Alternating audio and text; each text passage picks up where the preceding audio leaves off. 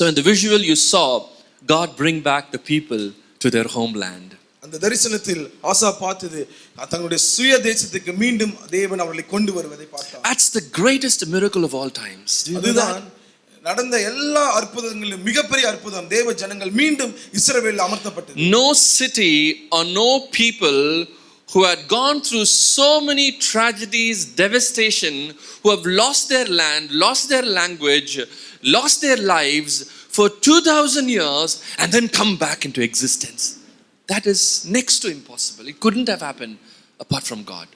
உலக சரித்திரத்தை நாம் பார்க்கும் பொழுது தங்களுடைய சொந்த தேசத்தையும் தங்களுடைய சொந்த மொழி எல்லாத்தையும் இழந்து சிதறடிக்கப்பட்டு பரதேசிகளாய் வாழ்ந்து கொண்டிருந்த ஒரு கூட்டம் திரும்பவும் 2000 ஆண்டு கழித்து அவர்கள் தங்கள் இழந்து போன தேசத்துக்கு வந்தார்கள் என்று சொன்னால் தேவனை அன்றி வேற ஒருவராலும் அதை செய்திருக்க முடியாது. They went through many difficulties, many devastations, many tragedies.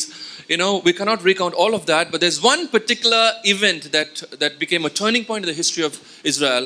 I'm just going to share that with you. That happened in AD 70 when the temple was destroyed.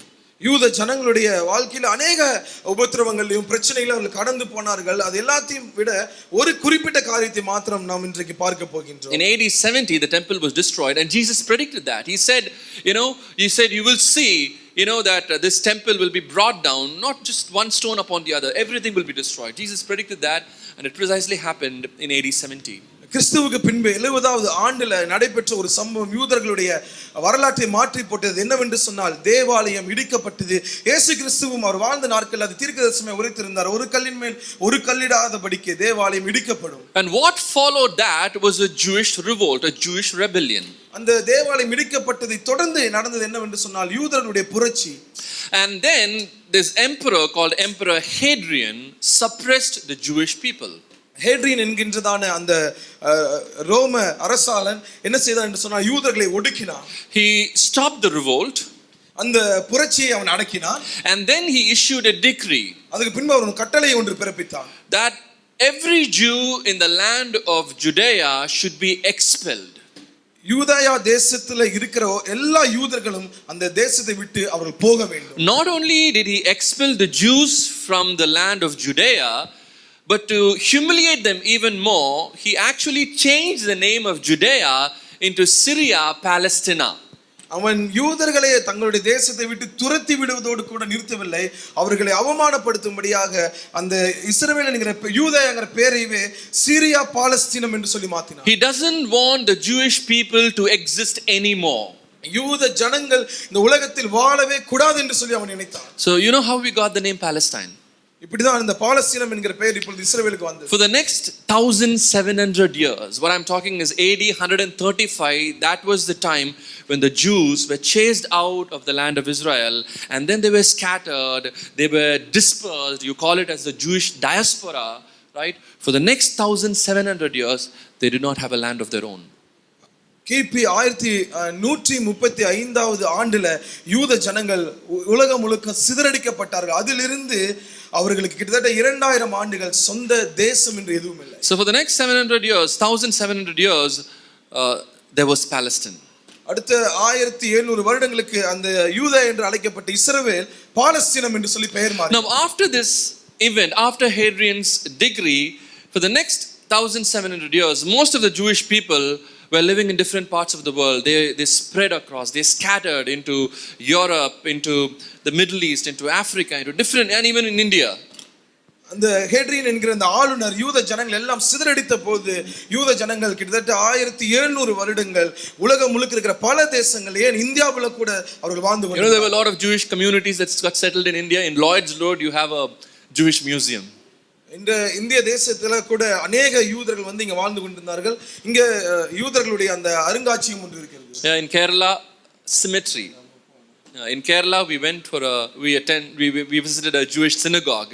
There are communities of Jewish people who got sprinkled all over, even India. They're dispersed all through the nations. சிதறப்பட்ட யூதர்களால் கட்டப்பட்ட ஜெப ஆலயம் கூட கேரளாவில் இருக்கிறது. நாங்கள் அங்க சென்று பார்த்து வந்தோம். உலகம் முழுக்க இப்படியாக அவர்கள் சிதறி போனார்கள். They thrived in their communities, but wherever they went, they were persecuted, they were discriminated, and they were killed. அது மாத்திரமல்ல, சிதறப்பட்டதோடு அவர்களுடைய வாழ்க்கைகளை மாறவில்லை. சிதறிப்போன தேசங்களில் எல்லாம் அவர்கள் மிக கொடுமையான உபத்திரவங்களை சந்திக்க வேண்டியது இருந்தது. Throughout their history, they faced persecution after persecution, untold tragedy for the next roughly 1800 years, and then the miracle happened. யூதாயாவில் இருந்து அவர்கள் சிதறடிக்கப்பட்ட பின்பு 1800 ஆண்டுகளுக்கு சொல்ல முடியாத உபத்திரவங்களையும் வேதனைகளையும் யூதர்கள் சகிக்க வேண்டியது. There is no nation called Israel existed in the world map for roughly 2000 years. They were nowhere to be found. கிட்டத்தட்ட 2000 ஆண்டுகளுக்கு இஸ்ரவேல் என்கின்ற அந்த தேசமே உலக வரைபடத்தில் இல்லாமல் இருந்தது. And then in 1948, May 14th, Israel once again became a nation. அதுக்கு பின்பு 1948வது ஆண்டு மே 14ஆம் தேதி இஸ்ரவேல் மீண்டும் ஒரு தேசமாய் உருமாறினது. You saw the visuals, right? நம்ம அந்த காட்சிகளை நாம் இங்க பார்த்தோம். They lost their land. தங்களுடைய தேசத்தை இழந்து போயிருந்தார்கள். They lost their language. தங்களுடைய பாஷை மொழியை இழந்து போனார்கள். 3/4 of them had lost their lives. அதுல மூன்றில் இரண்டு பங்கு தங்கள் ஜீவனை இழந்து போனார்கள். But yet they survived. ஆனாலும் அவர்கள் எப்படியோ அவர்கள் தப்பித்து பிழைத்திருந்தார்கள். And they are still surviving. இன்றும் அவர்கள் வாழ்ந்து கொண்டிருக்கிறார்கள். And it all happened in 1948. So do you understand, you are living in a very important point of time in history. இது எல்லாம் எப்போ நடந்தது என்று சொன்னால் 1948வது ஆண்டு. எனவே நாம் சரித்திரத்தில் ஒரு முக்கியமான காலகட்டத்தில் வாழ்ந்து The rebirth of Israel is a very important event in the prophetic plan of God. So you and I are living in a very important point of time in history. You can't miss this. தேவனுடைய தீர்க்க தரிசனமாக வேதத்துல இஸ்ரவேல் மீண்டும் ஒரு தேசமாய் உருமாறும் என்று ஆண்டவர் சொன்னாரே, அது நடந்த ஒரு காலகட்டத்தில் தான் நானும் நீங்களும் வாழ்ந்து கொண்டிருக்கிறோம். For 1800 years Israel never became a nation. 1800 ஆண்டுகள் இஸ்ரவேல் ஒரு தேசமாய் மாறவில்லை.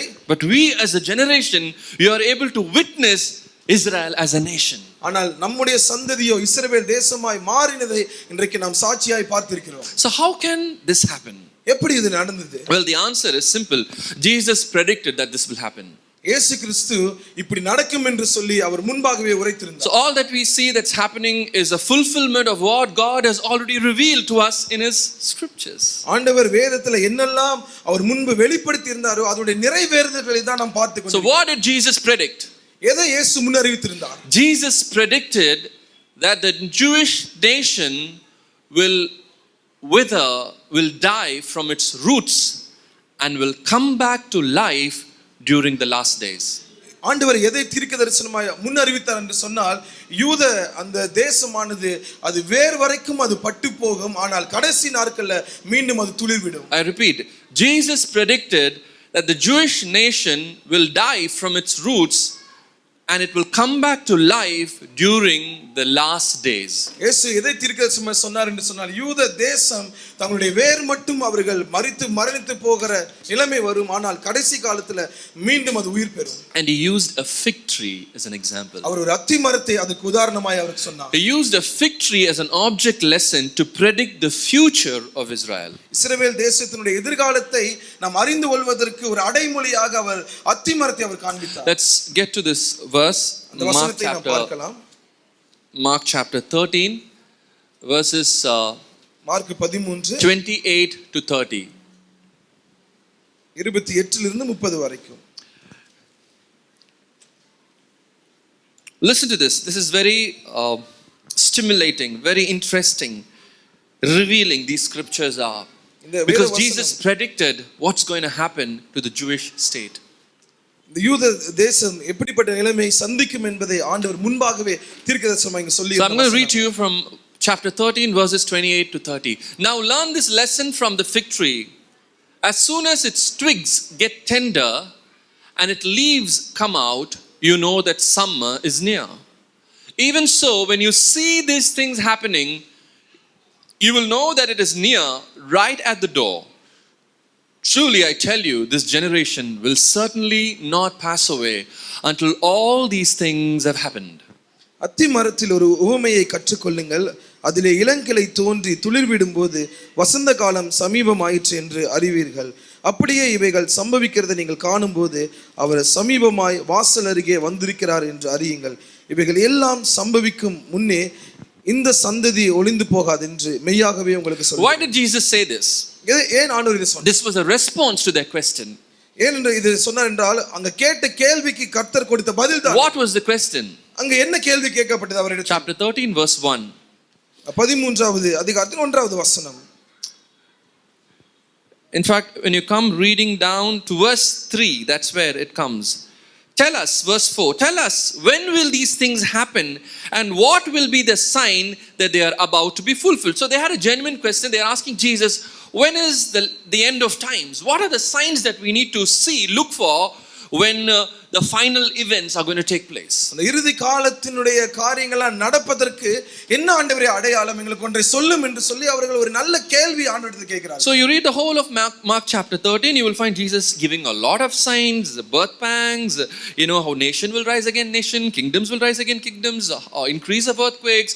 He gives a lot of signs that you need to look for his coming, and then finally concludes by saying,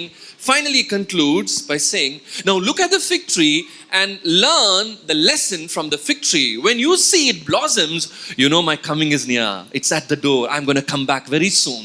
So fig tree is your indicator. That's what Jesus is saying.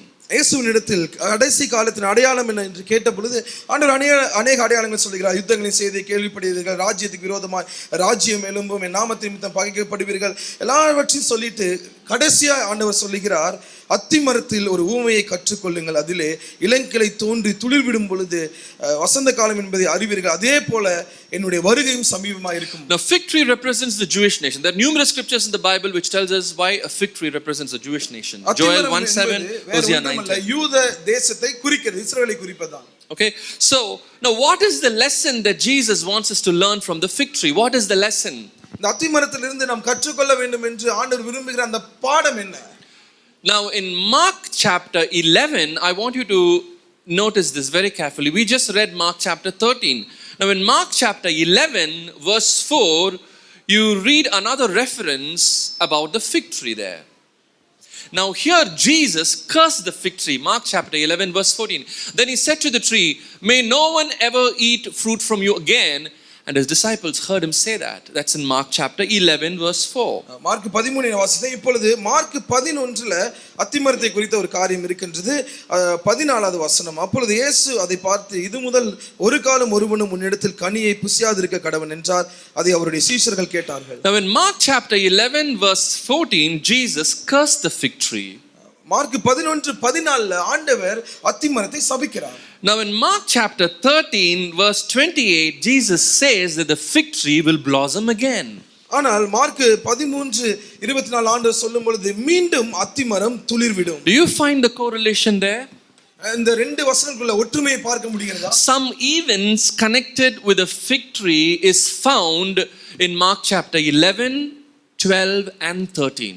அத்திமரத்துக்கு என்ன நடக்க போகுது என்கிற இந்த சம்பவம் mark 12, 13, 14 ஆண்டவர் அழகாய் எழுதி வைத்திருக்கிறார். It has happened during a passage of 3 days. இது 3 நாள் இடைவெளியில் நடந்தது. And all these 3 days the disciples were with Jesus. இந்த 3 நாளும் சீஷர்கள் இயேசுவோடு கூடவே இருந்தார்கள். And they were witnessing what was happening. அங்க என்னலாம் நடக்குதுங்கறத சீஷர்கள் கண்ணார கண்டு கொண்டிருந்தார்கள். Right, and Jesus was taking them through all the events and he was teaching them something they saw about the fig tree, how the fig tree cursed, and then something he spoke about his coming and the signs that will follow. And then again Jesus referring back to the fig tree and saying, learn the lesson from the fig tree that will blossom again. So he's been constantly talking to them using this fig tree as an object lesson. ஆண்டவர் 3 நாட்கள் சீஷர்களோட கூடவே இருந்து இந்த அத்திமரத்தை ஒரு பொருளாக வைத்து சீஷர்களுக்கு கற்றுக் கொடுத்துட்டே இருக்கிறார். அதை சபிக்கிறார், மீண்டும் அந்த அத்திமரம் துளிர்க்கும் என்று சொல்லி அத்திமரத்தின் மூலமா தன் வருகை குறித்து ஒரு பாடத்தை அவர் கற்றுக் கொடுத்தார். Mark chapter 11, 12, 13. You find all these things found in these 3 chapters. Mark 11, 12, 13 மூன்று அதிகாரங்களையும் இதை பார்க்க முடியும். Okay, so you'll find Mark chapter 11, Jesus is coming into Jerusalem riding on a donkey. Mark 11வது அதிகாரத்தில் இயேசு கிறிஸ்து எருசலேமுக்குள்ளாக அந்த கழுதையின் மேல் அவர் பவனியாய் வந்தார். So if you skim through your scriptures, you will know the triumphal entry of Jesus coming, and then the Jewish people were there, they were shouting, screaming, waving their palm leaves, blessed is he one comes in the name of the Lord, and they threw their coats and their palm leaves, and then Jesus made his royal entry into the gates of Jerusalem. You find that starting in Mark chapter 11. Mark 11ல பார்க்கும் பொழுது இயேசுவானவர் ராஜாவாக ஒரு கம்பீரமான ஒரு உட்பிரவேசிக்கிறார். எருசலேமுக்குள்ள ஜனங்கள் ஜனங்கள் குருத்தோலைகளை போட்டு தங்களுடைய வஸ்திரங்களை விரித்து அவரை வரவேற்றதை நாம் பார்க்க முடியும். Then you find a very, very interesting verse. அதுக்கு பின்பாக ஒரு முக்கியமான ஒரு வசனம் இருக்கு. As he entered into Jerusalem, our எருசலேமுக்குள்ளாக I will read it to you from verse 11. Chapter 11, verse 11. 11. Jesus entered Jerusalem and went to the temple. He looked around at everything. அப்பொழுது இயேசு எருசலேமுக்கு வந்து தேவாலயத்தில் பிரவேசித்து எல்லாவற்றையும் சுற்றி பார்த்தார். I want you to observe that. Just go through that one more time. Now he's making a triumphant entry, okay? And all these people are screaming and shouting, praises to him, Hosanna to the Son of David. And then he makes such a grand entry to Jerusalem. The Bible says, Jesus entered Jerusalem, he went into the temple, and he looked around at everything. He saw everything.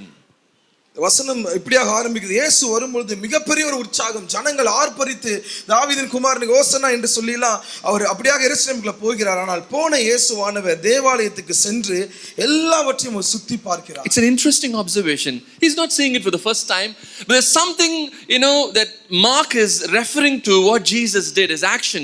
He just went inside Jerusalem, and I'm sure the people would have been disappointed. They were expecting the Messiah to come with all power, and they've just been praising him, welcoming him into their holy city, and then Jesus comes into Jerusalem, into the temple, and he just looks around, sees everything.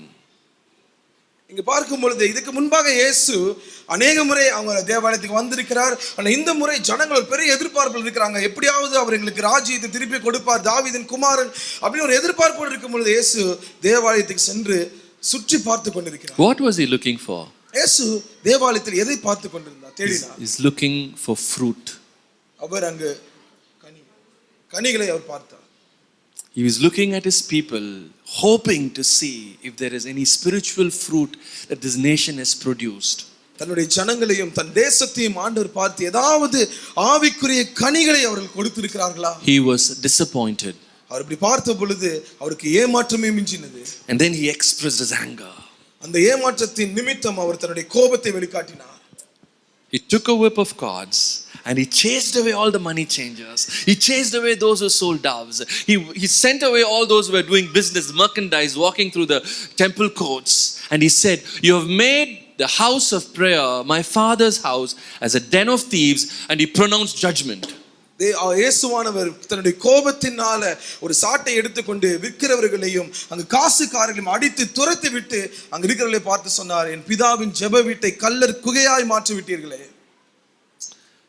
So what happened to the fig tree will happen to the nation of Israel. அந்த அத்தி மரத்துக்கு என்ன நடந்ததோ அதே காரியங்கள் இஸ்ரவேலுக்கும் நடக்கும். You understand the spiritual context why Jesus was saying, learn the lesson from the fig tree.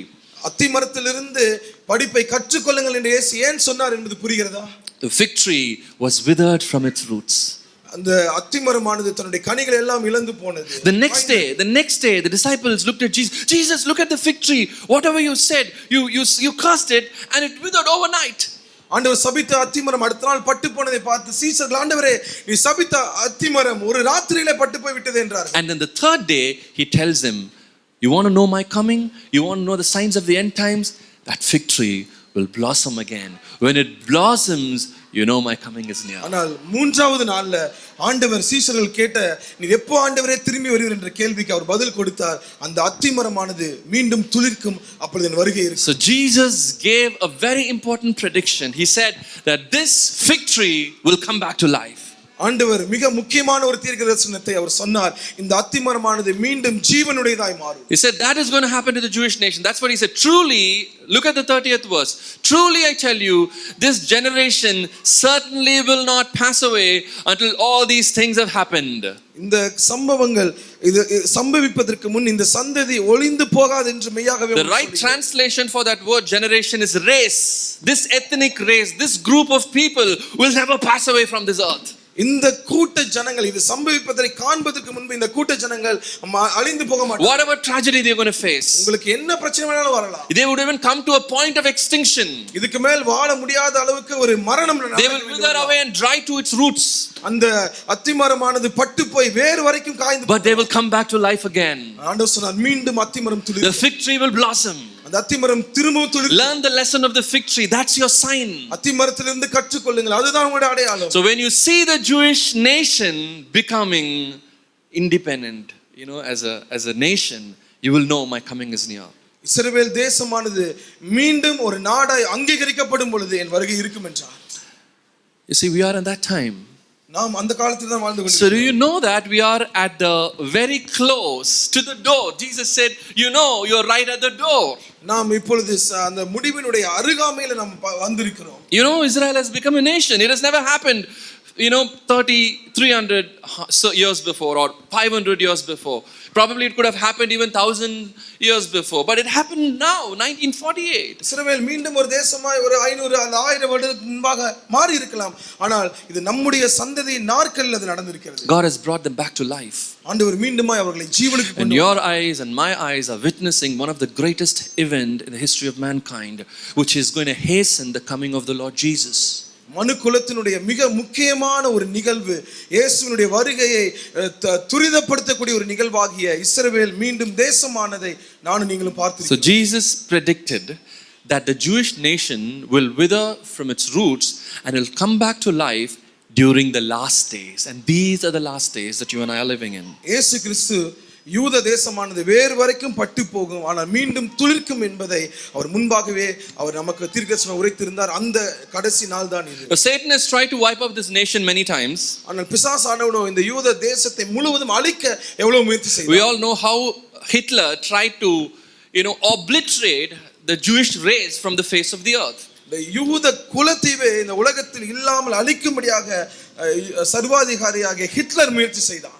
Right? So I don't know how many of you know this Lebensborn program. I don't know if you've heard that, but understand the cruelty that has swallowed up human hearts, to destroy God's people. Just understand. I'm going to tell you what it means. A Lebensborn program. Lebensborn program என்று சொல்லி மனுக்கு எப்படி அவர்களை மிக உபத்திரவப்படுத்தி அழிக்க வேண்டும் என்ற ஒரு திட்டம், அதை குறித்து நான் உங்களுக்கு சொல்ல விரும்புகிறேன். Lebensborn means fountain of life. ஜீவ ஊற்று என்பதுடைய அர்த்தம் லெமன்ஸ்போர்ன் என்று சொன்னா. This was a program, a state sponsored program that was started by Hitler. அது ஹிட்லரால ஆரம்பிக்கப்பட்ட ஒரு நிகழ்வு தான் இது. Young German women were selected of pure race, pure breed of young German women were selected to sleep with the Nazi soldiers to give birth to babies.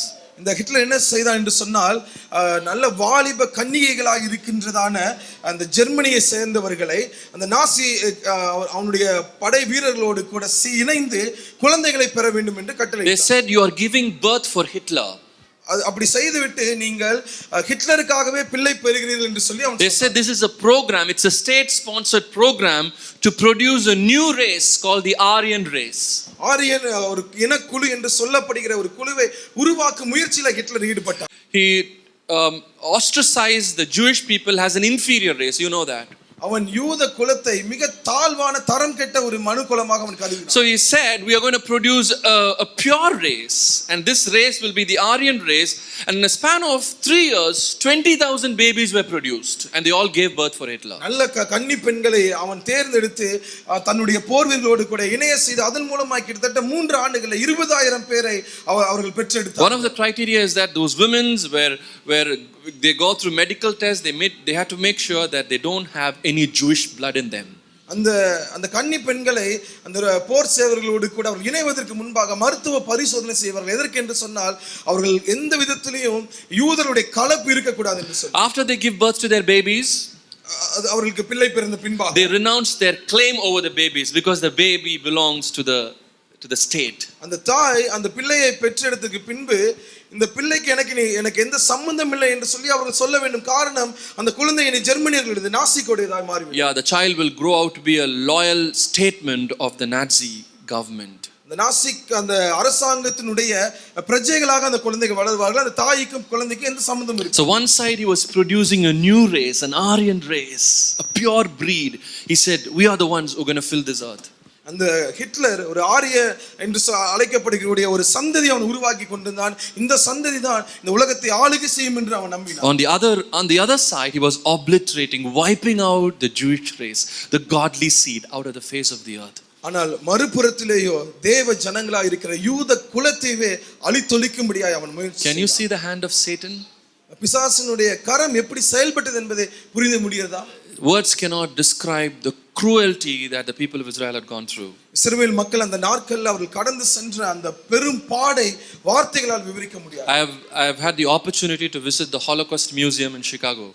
அமெரிக்க தேசத்தில் சிகாகோவில் இருக்கிற அந்த holocaust museum, எப்படி யூதர்களை ஹிட்லர் கொன்றளித்தான் என்பதை குறித்து அந்த மியூசியத்துக்கு நான் சென்றேன். A graphic portrayal of what happened to the Jewish people in those death camps. அந்த சித்திரவதை முகாமில் யூதர்களுக்கு என்ன நடந்தது என்பதை அங்கு வைத்திருந்தார். Hitler set up mobile killing units in different parts of the nation. Mobile killing units. அந்த தேசம் முழுவதும் யூதர்களை அழிப்பதற்காகவே ஒரு குழுக்கள் அவங்க போய் யூதர்களை அழித்துட்டு வருவாங்க. Hundreds and thousands of them were carried in a rail car, in a train, a carriage, to these death camps. அந்த மரண சித்திரவதை செய்கிற அந்த முகாமுக்கு ரயில் பெட்டிகளுக்குள்ளாக, சரக்கு பெட்டிகளுக்குள்ளாக யூதர்களை அடைத்து கொண்டு போவாங்க. Cramped inside, sweat, urine, no food, no water. Hundreds of them cramped inside a rail car and they're taken to the death camps. அந்த ரயில் சரக்கு பெட்டிகளுக்குள்ளாக யூதர்கள் தண்ணீர் இல்லாமல், உணவு இல்லாமல் அவர்களை அடைத்து அந்த மரண முகாமுக்கு கொண்டு போவார்கள். There was a rail car in that museum. I stood inside that, and just got a feel of what it would have been for the Jewish people to be traveled to their death sentence. அந்த அருங்காட்சியத்துக்கு நான் போன பொழுது அந்த உண்மையான அந்த ஒரு ரயில் பெட்டி ஒன்று இருந்தது. அதுக்குள்ள நின்று நான் பார்த்த பொழுது அந்த நாள்ல யூத ஜனங்கள் எப்படிப்பட்ட ஒரு மனநிலைமையில அந்த மரண முகாமுக்கு சென்றிருப்பார்கள் என்பதை உணர முடிந்தது. There were displays of the shoes of the men, the women, little children, their clothing, their wear, the uniform that they were given to wear. All those things were on the display. The cruelty of mankind. அந்த அருங்காட்சியகத்துல யூதர்களுடைய அந்த உடைகள், காலணிகள் எல்லாம் வைக்கப்பட்டிருந்தது. எப்படி ஒரு கொடூரம் நடந்தது என்பதை அங்கு காண முடிந்தது. So if you see, it's a pattern. இப்படி ஒரு இந்த விதத்தில் தான் அவன் கொண்டிருந்தார். It is not an incident, it's a pattern all throughout the history. You will find that Satan has always raised somebody to wipe out God's people.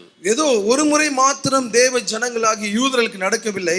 இது சரித்திரத்தில் தொடர்ச்சியாக பிசாசு யாராவது ஒருவனை எழுப்பி யூதர்களை அழித்தொழிக்கும்படியாக முயற்சி செய்தார். The good news is every time that Satan has raised somebody to destroy the Jewish people, God had always raised a man to deliver them.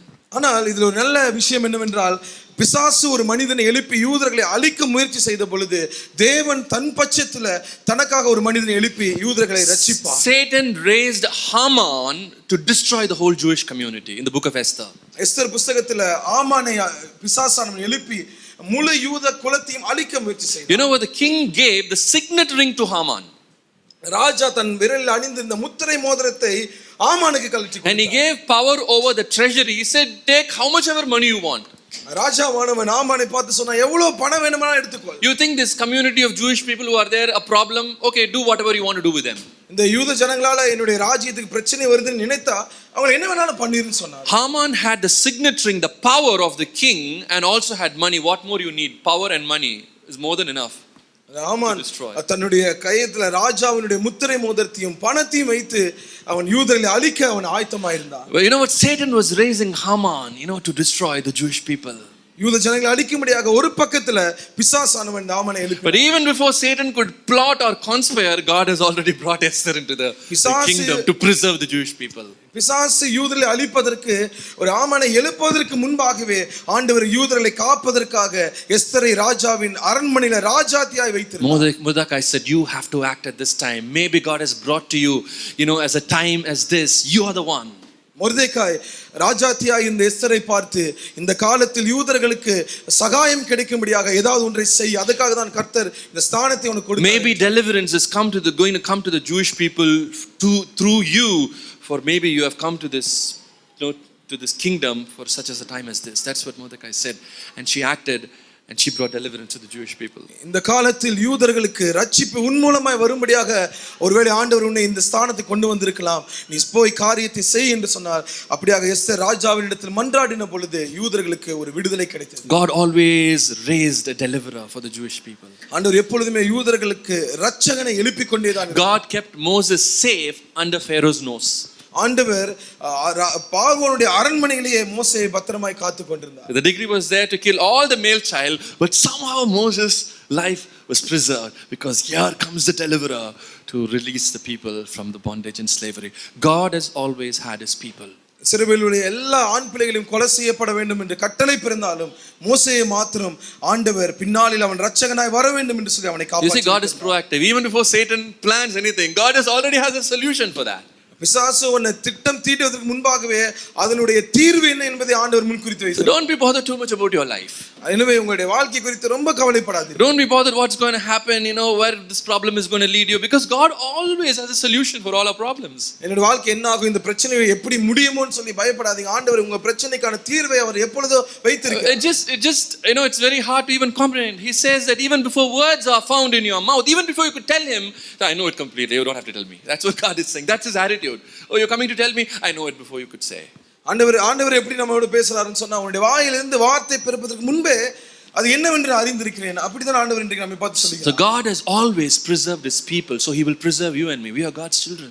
ஆண்டவர் எப்பொழுதுமே தன்னுடைய ஜனங்களை அவர் பாதுகாக்கிறார். நானும் நீங்களும் தேவ ஜனமாயிருக்கிறோம். The enemy can never conquer God's children. சத்துருவானவன் தேவ ஜனத்தின் மேல் அவன் அதிகாரம் செலுத்த முடியாது. Maybe for a time it will look as if he's got the upper hand.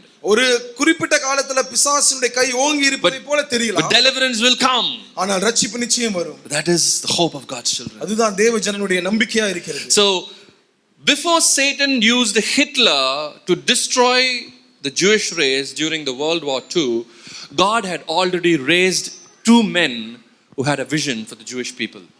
ஹிட்லரை பிசாசு எழுப்பி இரண்டாம் உலக யுத்தத்தின் பொழுது யூதர்களை அழிக்க அவன் தீர்மானிப்பதற்கு முன்பாகவே ஆண்டவர் இரண்டு நபர்களை யூதர்களை ரட்சிப்பதற்காக எழுப்பினார். How God orchestrates the events in human history. அவர் மனுக்குலத்தின் சரித்திரத்தின் ஒவ்வொரு நிகழ்வையும் அவர் அழகாக நகர்த்தி கொண்டிருக்கிறார். You need to know about these two significant men who played a very important role. They had been the prophetic voice for the nation of Israel. இஸ்ரவேலுடைய தீர்க்கதரிசன சத்தமாய் இஸ்ரவேலுடைய மீண்டும் அவர்கள் குடியமர்த்தப்பட்டதில் மிக முக்கிய பங்காற்றிய இந்த இரண்டு பேரை குறித்து நாம் தெரிந்து கொள்ள வேண்டும். God raised these men and they were divinely ordained for this purpose, that the Jews would get back to Zion, their homeland.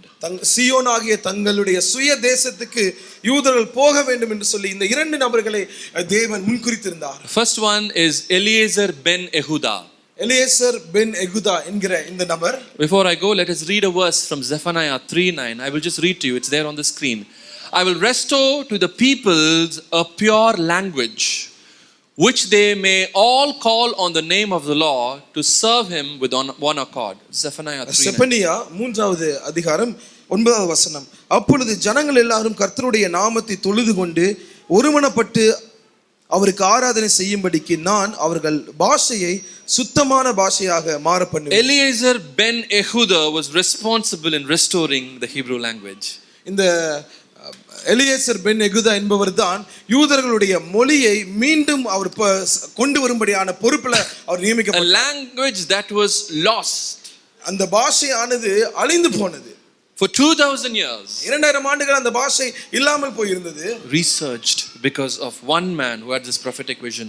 ஆனால் இந்த எலியேசர் பென் எகுதா இந்த மனிதன் தொலைந்து போன தங்கள் பாஷையை மீண்டும் அவர் கண்டுபிடித்து உருவாக்கினார். One night in 1875, this man, young Jewish man, had a vision.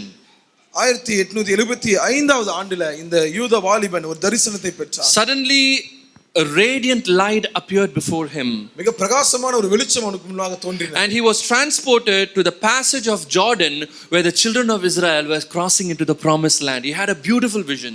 அப்பொழுது அவர் ஆவியில இஸ்ரவேல் மக்கள் யோர்தானை கடந்து இஸ்ரவேலுக்குள்ள வந்த அந்த நேரத்துக்கு அவர் கொண்டு போகப்பட்டார். And then he heard a great voice that rang in his ears. அவர் அங்க அந்த யோர்தான் கரையில் நிற்கும் பொழுது ஒரு சத்தம் அவர் கேட்டார். And the voice said, "The return of the people to the language and to the land." அப்பொழுது அந்த சத்தம் என்ன சொன்னது என்று சொன்னால், தேவ ஜனங்கள் மீண்டும் தங்கள் தேசத்திற்கும் தங்களுடைய பாஷைக்கும் திரும்புவார்கள். Ever since that time, that voice had been ringing in his mind and his ears for Yehuda for all these years. அந்த சத்தம் ஜனங்கள் மீண்டும் தங்கள் பாஷைக்கு திரும்புவார்கள் என்ற சத்தம் இந்த எலியேசர் பென் எகுதாவுடைய காதில் தொனித்துக் கொண்டே இருந்தது. He wanted to be a doctor. He went to Paris. அவர் ஒரு மருத்துவராக இருக்கும்படியாக பாரிஸுக்கு செல்ல. But there he developed tuberculosis. TB. அங்க சென்ற பொழுது அவருக்கு காசநோய் ஏற்பட்டது. So he went to the clinic, the doctor examined him and said, you have just 1 year to live, just make peace with the world. அவர் மருத்துவமனைக்கு சென்று பரிசோதனை செய்த பொழுது அங்க மருத்துவர்கள் சொன்னார்கள், இன்னும் ஒரே ஆண்டு தான் இருக்குது, நீ மரித்து போவாய். As he faced the idea of death, அவருக்கு முன்பாக இப்ப மரணத்தின் ஒரு சூழ்நிலை இருக்கிறது. he remembered the vision that God gave him. அப்பொழுது கர்த்தர் கொடுத்த அந்த தரிசனம் அவருக்கு முன்பாக வந்தது. He remembered that God had called him to go to the promised land to restore the language of the people. அந்த வாக்குத்தத்த பூமிக்கு சென்று மீண்டும் அவங்க இழந்த பாஷையை உருவாக்க வேண்டும் என்று கர்த்தர் கொடுத்த தரிசனம் அவருக்கு முன்பாக. He got married and went to Jerusalem. He claimed that he was born again in Jerusalem. அவர் திருமணம் செய்து கொண்டு எருசலேமுக்கு திரும்பி சென்றார். அங்கு அவர் ஆண்டவரை ஏற்றுக்கொண்டார். So when he went to Jerusalem, he saw that the land was deserted and the people were divided. அங்கு சென்ற பொழுது அந்த தேசம் ஜனங்கள் பிரிந்து போய் இருந்தார்கள். The Jews who came from Poland were only talking to the Jews who could speak Polish. Poland தேசத்திலிருந்து தங்கள் சுய தேசத்துக்கு வந்த யூதர்கள் தங்களோடு கூட வந்த மற்ற யூதர்களோடு மாத்திரம் தான் பேசிக் கொண்டிருந்தார்கள். And the people who came from Romania spoke with the other Jews who came along with them from Romania. ருமேனியாவிலிருந்து வந்த யூதர்கள் தங்களோடு கூட வந்த சக ருமேனியா பாஷையை தெரிந்த யூதர்களோடு மட்டும் தான், because they were all speaking the same language. ஏனென்றால் அவர்கள் எல்லாரும் ஒரே பாஷையை தான் பேசினார்கள். So Eliezer ben Yehuda said that we have to bring back God into this land and we have to unite the people first, because they are all divided, because each one in different groups speaking different languages. ஆனா அந்த எலியேசர் அவர் என்ன சொன்னார், தேவனை மீண்டும் இங்க கொண்டு வந்து ஜனங்கள் பிரிந்திருக்கிற ஜனங்களை ஒன்றாக மாற்ற வேண்டும் என்று. He started to coin new words in Hebrew. அவர் எபிரேய மொழியில புதிய எழுத்துக்களை வார்த்தைகளை கொண்டு வரார். You know what word he translated for pistol, because pistol was not there in the Bible, right, in those days. He tried to find those root words from the Bible and he translated, for the word pistol, the gun, he used David's stone. Pistol என்கிற அந்த வார்த்தையை அவர் மொழிபெயர்ப்பு செய்யணும். ஆனா வேதத்துல அந்த அந்த வார்த்தை எங்கேயுமே இல்லாததுனால அவர் என்ன செய்தார்னு சொன்னா, தாவீதின் கல், டேவிட் ஸ்டோன் என்று சொல்லி அதை மொழிபெயர்ப்பு செய்தார். The stone that David used put a hole in Goliath's head. So a pistol, if you use, it will put a hole in your head. So he said, let's use that word. அந்த கோலியாத்தை தாவீது அடித்த பொழுது அந்த கல் அவனுடைய நெற்றியில ஓட்டை போட்டது. பிஸ்டல் யூஸ் பண்ணி சுட்டாலும் நம்ம நெற்றியில அப்படிதான் ஆகும். எனவே அவர் தாவீதின் கல் என்று சொல்லி அதை மொழிபெயர்த்தார். That's the modern name to pistol. அதுதான் பிஸ்டல் என்பதனுடைய நவீன கால பெயர். They didn't have pistol in Bible days, but the word fits. வேத காலத்துல பிஸ்டல் இல்ல, ஆனாலும் அந்த வார்த்தையை அவர் பொருத்தினார் சரியாய். Okay, so he had a very strict rule. He said to his wife that she can only talk in Hebrew.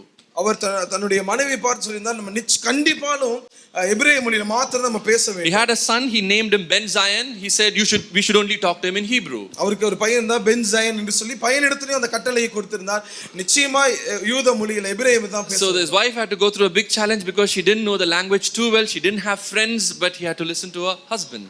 ஆனால் அவங்களுடைய மனைவிக்கு ரொம்ப ஒரு கடினமான காலம். ஏனென்று சொன்ன அந்த மொழியை தெரியாது, பேசக்கூடிய நபர்கள் இல்லை, ஆனாலும் அவர்கள் தன் கணவனுக்கு கீழ்ப்படிந்தார். So for almost 3 years the boy did not speak a word. 3 வருடத்துக்கு அந்த பையனால ஒரு வார்த்தை கூட பேச முடியல. Everybody were whispering and saying this boy is going to grow up as an idiot. ஆனா அங்க இருக்கிறவங்க எல்லாரும் இந்த பையன் வந்து ஒரு முட்டாளா தான் போக போறான், இவனால பேச கூட முடியலன்னு சொன்னாங்க. The Orthodox Jews labeled Ben Yehuda as a heretic because they said Jewish language is to be preserved. It should not be spoken as a common language. அப்போ அங்கிருந்த அந்த சமய மார்க்கம் சார்ந்த யூதர்கள் என்ன சொன்னாங்கன்னா, இந்த எபிரேய மொழி வந்து எல்லாருமே பேசும்படியாக நீ முயற்சி பண்ணாதன்னு சொல்லி இவரை அவர்கள் கடிந்து கொண்டார்கள். காரணம் அது ஒரு கூட்டம் மாத்திரம் தான் பேசணும்னு நினைத்தார்கள். So the mother was very worried about her son. ஆனால் அந்த தாய் தன்னுடைய மகனை குறித்து ரொம்ப வேதனைப்பட்டார். One day she was at home, the boy was crying. She was trying to console him. ஒரு நாள் அந்த தாயார் தன்னுடைய மகன் அழுகிறதை பார்த்து அவனை தேற்றி ஆறுதல் படுத்தினார்கள். So she started singing a Russian lullaby which her mother sang to her when she was a baby. அப்ப அந்த தாய் என்ன பண்ணாங்க சொன்னா, இந்த குழந்தைகளை தூங்க வைக்கிற தாலாட்டு பாடல், ரஷ்ய மொழி பாடலை அவர்கள் தன் மகனுக்கு பாடினார்கள். At that moment அந்த நேரத்தில் Eliezer ben Yehuda walked in. அப்போ அந்த எலியேசர் பென் யெகூதா தங்க வீட்டுக்குள்ள வந்துட்டாரு. ஏன்னா அங்க ஒரு ரூல்ஸ் இருக்குது, வேற எந்த மொழியும் உபயோகப்படுத்த கூடாது. He was so angry that she sang to him in Russian. அந்த ரஷ்ய மொழியில தன்னுடைய மனைவி தன் பையனுக்கு அந்த தாலாட்டு பாடல் பாடுறதை கேட்ட உடனே அவருக்கு ரொம்ப கோபம் வந்துச்சு. He blew the roof. He started screaming at her verbally, shouting at her that he's trying so hard to preserve this language and she's not cooperating. And as he was screaming at her, the child opened its mouth and said, "Die Abba, die." The word die means stop in Hebrew. அப்போ அந்த அவர் வீட்டுக்குள்ள வந்த ஒரு கூரையே பறக்கிற அளவுக்கு அவ்வளோ சத்தமா தன்னுடைய மனைவியை திட்டி கத்திட்டு இருக்கிற நேரத்துல அந்த பையன் தன்னுடைய வாயை திறந்து die means stop in Hebrew. It's enough, stop shouting at mama. And finally he spoke in Hebrew. அவன் கடைசியா அவன் அந்த எபிரேய பாஷையில் அவன் பேசினான். His vision became a reality. அவருடைய அந்த தரிசனம் நிறைவேறினதை அவர் பார்த்தார். Okay, and he persuaded with a vision because he knew that is what God is calling him to do. அந்த தரிசனத்தை அவர் தொடர்ந்து பிடித்து முன்னோக்கி போனார். காரணம் இதற்கு தான் தேவன் என்னை அழைத்தார் என்பதை அவர் உணர்ந்திருந்தார். His wife died of TB. அவர்களுடைய மனைவி அந்த காச நோயினால் மரித்து போனார். 3 of his 5 children died. அவருக்கு இருந்த 5 பிள்ளைகள் 3 பிள்ளைகள் மரித்து போனார்கள். But Eliezer ben Yehuda went on to work on a dictionary for the Hebrew language. ஆனால் எலியேசர் பென் யெகூதா இந்த யூத மொழிக்கு என்று சொல்லி ஒரு டிக்ஷனரியை செய்யும்படி அகராதியை உருவாக்கும்படி he spent 17 hours a day for the next 20 years working on it to finish the dictionary. அந்த அகராதியை யூத மொழி எபிரேய மொழி அகராதியை உருவாக்கும்படியாக கிட்டத்தட்ட ஒரு 20 ஆண்டுகள் 17 மணி நேரம் கஷ்டப்பட்டார். In 1921 Hebrew became one of the official languages along with English and Arabic. 1921வது வருஷம் ஆங்கிலம் அரமேய மொழியோடு கூட எபிரேய மொழியும் ஒரு அரசாங்க மொழியாய் மாறினது. If there had not been an Eliezer ben Yehuda in 1948 when all the Jewish people came to the land, they were speaking close to 70 to 80 different languages. ஒருவேளை Eliezer pen யெகூதா மாத்திரம் இல்லாம இருந்தால் 1948ல இஸ்ரவேல் ஒரு தேசமாய் மாறின பொழுது அங்க எல்லாரும் சேர்ந்து இருந்தாங்கன்னா கிட்டத்தட்ட ஒரு 70-80 பாஷைகளை பேசி இருந்திருப்பாங்க. The language was part of the rebirth. அந்த தேசம் மறுரூபமானதுக்கு மீண்டும் கட்டப்பட்டதற்கு அந்த மொழியும் ஒரு முக்கிய காரணமாக இருந்தது. And Ben Yehuda was the man who was appointed by God. Ben Yehuda என்கிற மனிதன் தேவனால் அந்த வேலைக்கு என்று நியமிக்கப்பட்டிருந்தார். The second man was Theodor Herzl. இரண்டாவது மனிதன் Theodor Herzl. When he was 12 years he had a dream. இவர் 12 வயதா இருக்கும்போது ஒரு தரிசனம் கண்டார். He saw a man who appeared to him very old but full of majesty, and he said to him, I have raised you up so that you can bring my people together from the ends of the earth. இப்பொழுது ஒரு வயதான ஒரு மனிதன், ஆனால் மிக கம்பீரமான ஒரு மனிதன் இவருக்கு முன்பாக தோன்றி இந்த உலகத்தினுடைய மூலைகள் இருக்கிற ஜனத்தை மீட்டு கொண்டு வருகிற வேலையை உனக்கு நான் கொடுத்திருக்கிறேன். So Theodor Herzl began to witness there's an increasing animosity among the Jews in the European nations, and he even predicted there is going to come a huge wave of persecution for the Jewish people, and the only solution is a Jewish state. He started talking about that in the 18th century. அவருக்கு இந்த தரிசனம் கிடைத்ததுக்கு பிற்பாடாக அந்த ஐரோப்பாவில் வாழ்ந்து கொண்டிருந்த யூதர்களுக்கு எதிராக அநேக பிரச்சனைகள் வர ஆரம்பித்தது. அவரும் அதை உணர்ந்திருந்தார். இந்த பிரச்சனைகளுக்கு ஒரே நிரந்தர தீர்வு யூதர்களுக்கு மீண்டும் ஒரு தேசம் கிடைக்க வேண்டும். He proposed a flag for the state of Israel 50 years before even it became a nation. இஸ்ரவேல் ஒரு தேசமாய் மாறுவதற்கு 50 ஆண்டுகளுக்கு முன்பாகவே தேசிய கொடியை அவர் வரைந்தார். He had a vision that God is calling the people back to their homeland. அவருக்கு ஒரு தரிசனம் இருந்தது. தேவன் தன்னை பயன்படுத்தி தன் ஜனங்களை மீண்டும் சியோனுக்கு கொண்டு வருவார். The first time he gathered 200 Jewish delegates from 17 countries, first time it happened after 2000 years. All the Jewish delegates from different countries gathered and he shared his vision about a Jewish state. 17 தேசத்திலிருந்து கிட்டத்தட்ட ஒரு 70 யூத பிரதிநிதிகள் அங்க வந்திருந்தார்கள். அப்படி வந்த நேரத்துல தன்னுடைய இருதயத்தின் விருப்பத்தை அவர் அங்க தெரிவித்தார். He made his open statement saying that today we have gathered to lay the foundation stone for a Jewish nation. அந்த இடத்துல அவர் உற்சாகமாய் சொன்னார், இந்த நாள்ல யூத தேசம் மீண்டும் உருவாவதற்கான அஸ்திபாரத்தை நாம் போட வந்திருக்கிறோம். And they all received the vision. எல்லாரும் அந்த தரிசனத்தை பெற்றுக்கொண்டார்கள். That night he came back and wrote in his diary, if I would say that today I founded a Jewish nation, maybe the world will laugh at me, but another 5 years or perhaps 50 years a Jewish nation will be born, and exactly after 50 years Israel became a nation. அந்த கூடுகையெல்லாம் முடிச்சிட்டு அவர் வீட்டுக்கு வந்து தன் டைரியில் எழுதி வச்சார், இந்த நாள்ல இஸ்ரவேலை ஒரு தேசமாய் நாங்கள் மாற்றி இருக்கிறோம். ஒருவேளை உலகம் எங்களை பார்த்து சிரிக்கலாம், ஆனால் இது 5 அல்லது 50 ஆண்டுகளுக்குள்ளாக நிச்சயம் நடக்கும் என்றார். அதே போல 50 ஆண்டுகள்ல இஸ்ரவேல் தேசமாய் மாறினது. But there was a lot of resistance. ஆனால் அதற்கு மிக கடுமையான எதிர்ப்புகள் வந்தது. People say he died at a very early age in his 40s because of a broken heart. அவருடைய இருதயம் உடைந்து போய் அவர் 40 வயதிலே அவர் இறந்து போனார். But he planted a vision. ஆனால் அவருக்குள்ள உண்மையான தரிசனம் இருந்தது. That was a prophetic plan. ஒரு தீர்க்க தரிசனமான ஒரு திட்டம் அவருக்கு இருந்தது. So God used 2 men two men in the history, Theodor Herzl and Eliezer ben Judah, to rebuild the nation of Israel. இஸ்ரவேல் தேசத்தை மீண்டும் உருவாக்கும்படியாக ஆண்டவர் சரித்திரத்தில் தியோடர் ஹெர்சிலையும் எலியேசர் பென் யெகூதாவையும் ஆண்டவர் உபயோகப்படுத்தினார்.